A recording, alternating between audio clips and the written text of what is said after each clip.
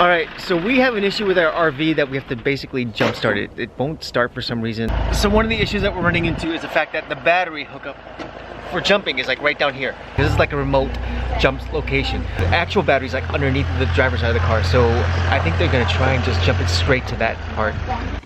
It's right there, it's underneath the driver's seat. Well, at least if it's the battery, Yeah. that is the problem. It's not too bad. What's going on, Largo? Shh.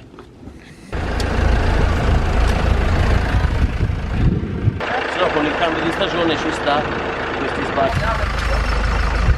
Oh my gosh. Magnifique. Ok. Can you ask him, is the battery okay? Is the battery bad? Ecco, domande se è stato... Maybe you left something on while it wasn't plugged, so the battery went low. Oh, so it killed the battery. But what's plugged in? So before our battery was at 12 and that should be fine, but now it's at like almost 14, so I guess I need to have it at like 14. I have no idea, but It's really interesting how the car happened to break down on the day we were leaving right before lunch. right Kind of weird. before they were making the best meal of the day. That was convenient. It was convenient, but I swear we didn't stage it. we don't like car drama at all, and we're lucky in this case that it was only a dead battery that got charged up, but we were ready to go into Rome because that's our next stop, guys. We're heading to Rome, and When in Rome. Do you When think in we're going to say Rome. that a lot? I think we're gonna eat a lot as well. We are doing a food tour today, guys, and we have to get to Rome fast. Because we don't need any more food. No. All right, let me get the kids to come out and say goodbye. Keep up the good work. Thank you so much. It was Restaurant so much fun. Now we're all Okay, Hudson, watch out, Ron. We're gonna spin the wheels and rocks are gonna go every place. That's the way to go. So there's nothing like a good dramatic exit to say goodbye to our first WorkAway, and we're just really, we're gonna miss them. Oh my God, they were so much fun. We're so gonna kind miss and them. Awesome, I know. I think it was a sign just to give us a couple more hours with them. That's what it was.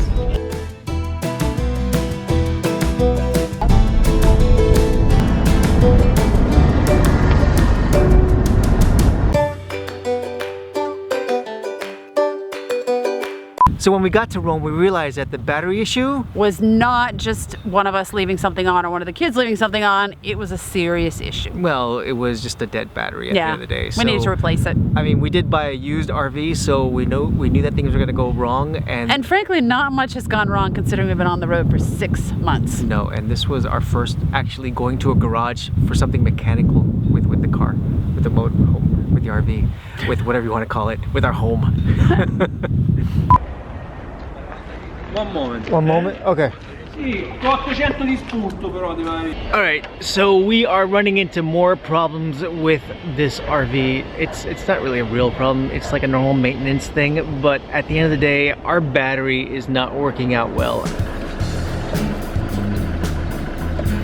So what do you think about our battery? You think it's gonna get fixed by our friendly neighbors here, the Italians? I think so. I think we gotta hurry up though because we've got a tour this morning, a food tour, so. I think they can. Okay, so what's going on? So it's okay or no? No, ok. No. Per niente ok proprio.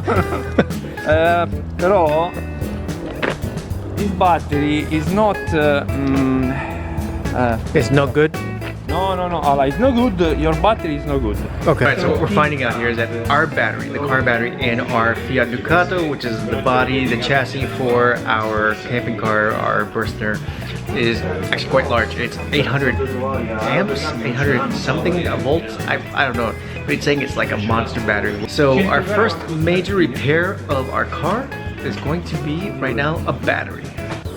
We've been in the camping car for 5 months and I feel grateful that the only repairs we've had are a fuse for a heater, a handle on a toilet flush, and now a new battery. I think that's pretty good. I mean, if you're watching our videos, you're going, wow, there's a lot of things. It hasn't been a lot of things, they've just lasted a long time because we haven't been able to find repair shops. And I am grateful that in 5 months we have probably only put in, what, 500 into this one? Around there, but we gotta go. He's gonna get started the train. We gotta go, let's go, Okay. let's go. Okay. So our friendly Italian auto repair mechanic guy. He's gonna give us a ride to the train station. You got the keys, right?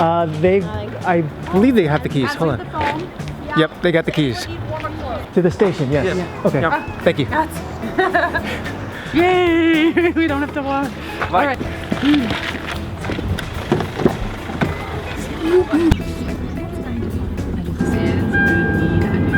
Ready? That's it. Okay, that's it. Okay. We are good. We are now, thank you very much. And we are on our way to food tour. They said come hungry. And thank goodness that we woke up late because we didn't have breakfast. And now we're gonna be hungry.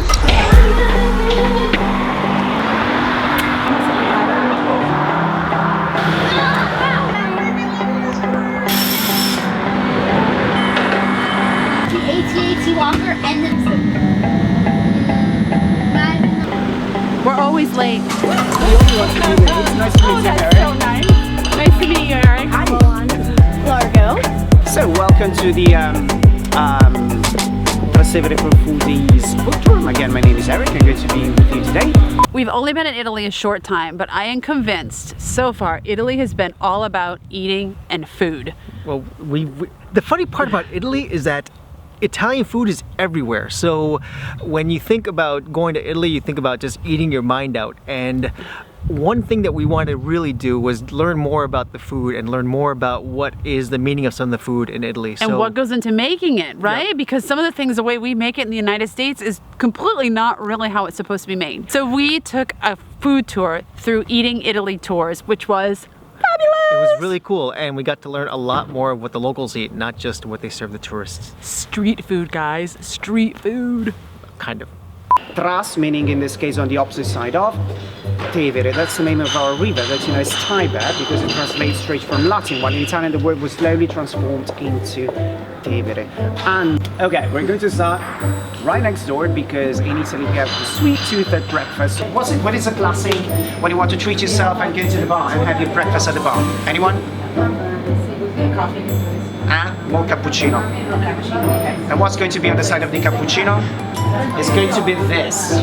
But we're not going to get this one, we're going to get something different. Anyhow, this is the cornetto, the Italian version of the French croissant.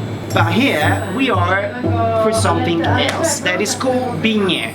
It's a classic, is to have them filled with whipped cream and there's this final touch of just a waterfall, you know, of chocolates, dark pastry. It's cream filled. Yep. It's got this And lovely the filling cream is on top, zabaione. and I'm dropping all of mine on the floor. And that's not good. Any food tour that starts with something like this, sweet, is, I could be done now and be happy. So as we expected, we learned a lot about food, and we learned that Rome is hiding probably their best recipe from the rest of the world. At least we think so. We think so. Anything deep fried we like, right? Anything deep fried. There's something called a supli, and if you guys don't know this, Deep fried risotto. sauce, risotto, with it was mozzarella. Oh my gosh, cheese. Heaven! Oh my gosh, It hot, was it so melts in your good. mouth. It is, I cannot, I want to I go can back. see it right now. I'm going back to that moment wanna in go time. back. Oh, so good. It's so good. Sicily, while the supli is from Rome, two recipes that were born independently to save a risotto leftover. And what are you going to do with that? We're going to fry it, of course, just to clarify it. And it's just a mispronunciation actually of the French word surprise, surprise. The surprise was too long and elegant and quickly became suppli, S-U-P-P-L-I, much easier to pronounce if you're native Italian. And the surprise is referring to the core of melting mozzarella cheese that you're going to find right in the middle of a bowl of risotto al ragù. So good, Avalon? Yeah. Are we gonna have to pick you up here in Italy in 2 years from now? So now we're eating what is considered comfort food, supple. So it's got risotto, it's got red sauce, some cheese, and it's deep fried, and it is fantastic. Do you love it, Largo? Mm-hmm. It's warm and it feels so good. We're gonna have to come back here later.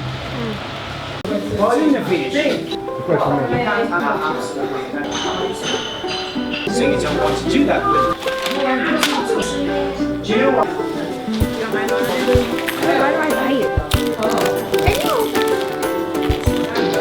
Here in Italy there's a lot of variety. Tomatoes are a universe here. This is the Roman zucchini.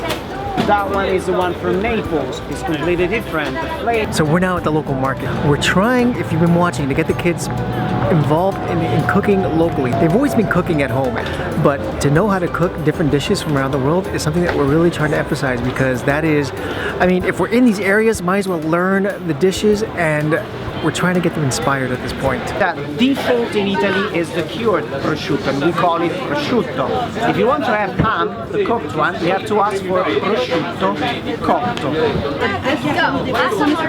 Okay, right now we're eating prosciutto. This one is from the Tuscany region, and it's a little saltier. And this one is from the Parma region. I prefer this one much more. It's not as chewy, and a little bit saltier. I like it a lot. So as we talked about, we wanted to get our kids more involved in cooking, and we think that sort of traveling the world and get them involved in recipes and learning about the different ways that different cultures prepare things is important. But there's one thing that is universal around the world, and that is gelato, ice cream. No, but it's better in Italy. It is. It's better. We learned a lot of secrets too, guys. One thing we learned was that if it's, you know how you see it, it's over the metal containers piled up, those are not the good ones to eat. Apparently it affects it. Yeah, so if you've been to Italy, you realize that sort of that mound pile over that metal dish that has all the gelato, don't Not go good. there. No, Not no, good. no. Get the stuff that looks like it's already been eaten down. That's actually better. They have some funky flavors. Pumpkin with its own seeds. Wow. Tobacco chocolate. This is tobacco chocolate. No. What is that? And the coffee looks good too. All right, we just had gelato class, and I am not, again, I'm gonna say this a million times. This is so good. I'm not a big gelato person, but now I'm totally in love. I got the chocolate tobacco leaf. Yes, it actually has, it tastes dark chocolatey with a hint of tobacco leaf in it, and I don't normally eat tobacco leaves. I got a coffee that has amaretto and rum in it, and then also with mint chocolate chip. It is delicious. So this is what we learned about gelato. One, you know, and of course this goes for anything, right? Don't just stop at any gelato place, especially if you're in Italy and you go to a touristy area. They're putting a lot of sugar and artificial flavors in it. Second, always judge a gelato by its color. If it says the flavor is banana and it's yellow, think about it. Bananas are not yellow, right? Their peelings are yellow.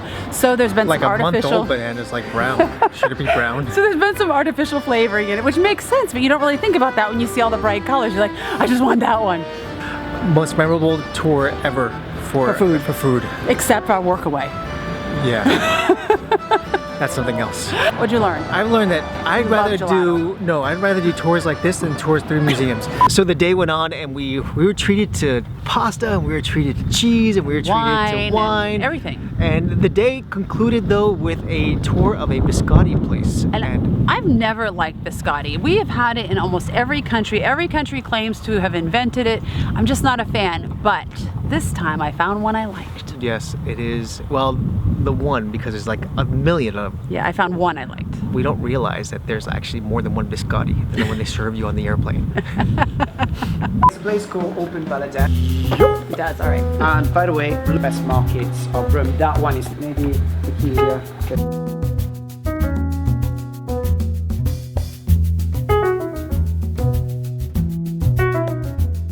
And before we go in, just a quick note about the word biscotti. Or trying now to manage an American accent, biscotti. When you say biscotti, you're referring to the Italian biscuit. It's a called Italian biscuit, the long one with the almonds inside. And you're perfectly right when you use the word biscotti, because those are biscotti, cooked twice. That's the origin of the word. Why or not? Yes. Again, the rabbi sometimes just hops in. Is everything the same? Okay, let's go. This is called an ugly but good something. What were the 4 ingredients again? Roasted I'm hazelnut. over 40, my mind's going. You were not paying attention. Egg white as a base, Egg roasted white, hazelnuts, hazelnut, sugar and vanilla. sugar and vanilla. Wow. I love the chewy. Me too. They're not so ugly anymore. Is this considered a biscuit? This one?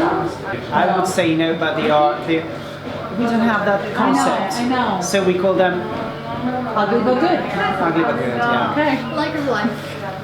So between cured meats, between veggies, between markets, there was so much. I know that we had to go back for one thing and one thing only, and that we really weren't. I wasn't hungry still, were you? No, but we got more soup. Still wanted it. We want more soup. We did. But that was the end of our tour. We like to thank the guys at Eating Italy because we had a great tour. We had a fabulous tour. Yep. Have a great day. It's been a pleasure. Thanks. We absolutely loved this food tour. This was. Yes. He was. Eat Italy food tours. He was a delight. He was a delight. He was a delight. He had a lot of knowledge. I don't knowledge. even like the word delight, but he was a delight. He worked well with the kids and he knew his food. He was. He was really good. I am ready now to go ahead and take eat a nap in Rome like a Roman.